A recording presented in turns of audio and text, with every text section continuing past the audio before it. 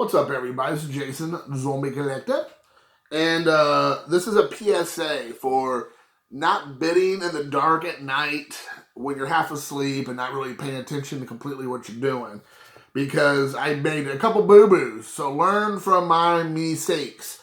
So somebody showed some of this on their channel or something, but it was Where Monsters Live. It's an Allen and Ginter subset about just essentially different things where monsters live, especially as you're a child growing up.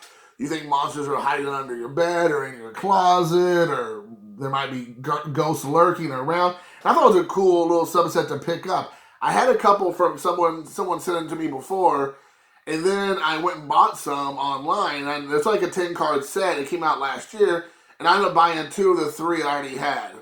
This is what happens when you bid at night, in the dark, not able to see, half asleep, think you know what you're doing. So the first one up I got is The Closet. We all remember something creepy in the closet. The next up was An Old Trunk. And I got 2 of those. Then I have Under the Stairs. And I got 3 of those, because you know what? 2 was not enough. So I got 3 of those. So this is a PSA, guys. Do not bid in the dark at night when you can't hardly see and you're half asleep. So just to kind of give you an idea of what they say, it says, The Closet. Young children have long suspected that scary monsters dwell behind bedroom closet doors. So it was no surprise when Pixar's playfully based an entire movie series, Monsters, Inc., on the notion. If only all closet creatures were as fuzzy and friendly. This is true. So I kind of like this idea. You all know I'm a big horror movie fan, a big fan of monsters and things that go bump in the night. So I thought this is right up my alley, so I wanted to pick a couple of those up. I'll finish getting the set now that I have 3 out of the 5 or 10. So then another thing is bidding, again, at night, in the dark, half asleep. I bid on a couple Marvel cards because, one, that's what everybody else is doing, so why not? I can get, they're relatively inexpensive if you're looking, and they're the same idea. $1 with free shipping, so I've been picking up a few. But I wasn't paying attention to the quality of the card. And I just assumed, because baseball collectors in general, or guys who do baseball, they don't usually put trash cards online. Like, they're usually in mint condition or near mint. You know, they don't put up cards that look like they just got chewed up by a dog. But I wasn't paying attention, and I went back and looked at the listing, and it's on me. And I bought a card where it looks like it got ran over by a truck. And I'm a dum-dum, which is, again, you can look at the borders, they're all dirty. Here it's all mangled up over here. It's all mangled up here. It's all, there's a stain there. I mean, it's completely worthless. So learn from my lesson. Don't buy cards and not pay attention to what you're buying, because it is worthless. Like, it's literally worthless. So next up is Famous Battles, Acts of Vengeance.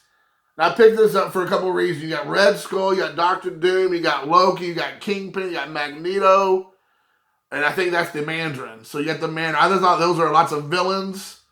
Thought were super cool. Love it. Awesome. So I picked that up. Picked up one here, Spider-Man versus Dr. Octopus. And all these cards are in good shape.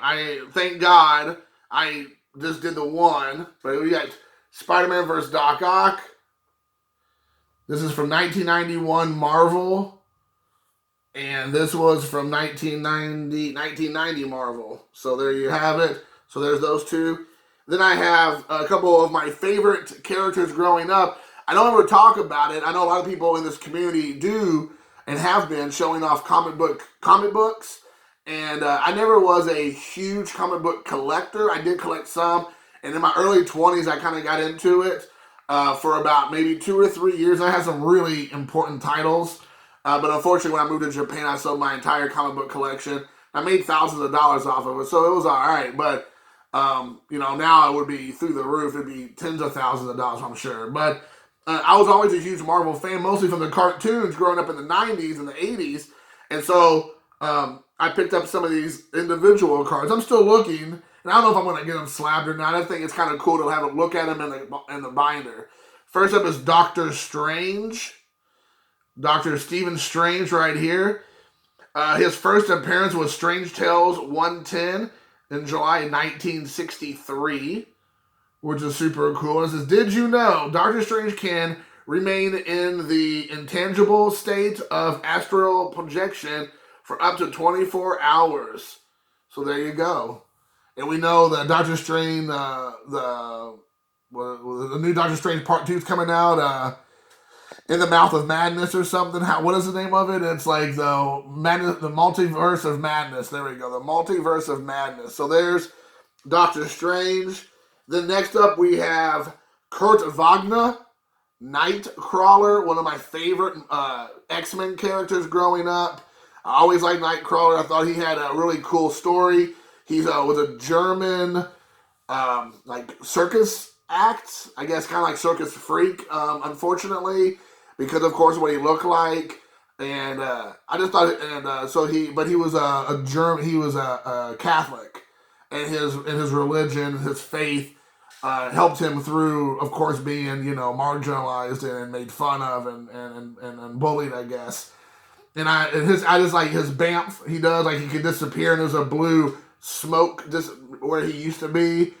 And I just always really liked Nightcrawler. He had a cool look. His nickname is Fuzzy Elf. First appearance, Giant Size X-Men 1, June of 1975. Did you know before Professor X recruited him for his first superhero team, the X-Men, Nightcrawler was a star performer of a Bavarian circus. There you go. So, see? I wasn't making stuff up. My channel's not always like where I'm just shooting from the hip. Pew, pew! So there you go. And lastly, probably my favorite X-Men, if not my most favorite, there we go, is none other than Hank McCoy, Beast. Love him. So he, of course, first appearance was in X-Men #1 in September of 1963. And Beast was kind of like, Teenage Mutant Ninja Turtles, or like Splinter. He obviously is a human, but he was always in beast form for the most part. But he was intelligent. He was able to fight. He was a monster, a creature, an animal. And I thought about, like, when I was a kid growing up, that's kind of like Raphael, Donatello, Michelangelo, and Leonardo, Splinter. They were animals who also were able to fight, and they were, like, intelligent-ish. They were, but, Hank McCoy might be the smartest person in Marvel, or one of the smartest, along with Tony Stark and Reed Richards, and in that same level there. So I always liked his character a lot. I always thought he was, like, completely BA.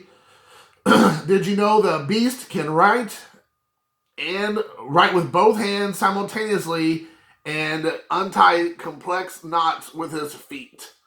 So there you go. There's some information for you about Beast. Henry McCoy. I might have said Hank, but it's Henry McCoy, sorry. Oh, I guess he goes by, it's Hank. Real name's Henry McCoy, but he goes by Hank McCoy. Okay, so I wasn't wrong. I'm looking at this now. But there you guys go. So hope you all learned something today. Whenever you buy things, know what you're buying. Pay attention to what they look like. Look and see before you buy. Make sure you know what you're buying. Make sure you check the quality of the card or whatever. Make sure you're looking at the how they look. Make sure you're not just buying stuff just to buy it and then realize you made a mistake like I did. I learned my lesson. It was a $1 lesson. Luckily, it wasn't a $100 lesson, but lesson none the same. So I hope you all enjoyed watching. Until next time, peace.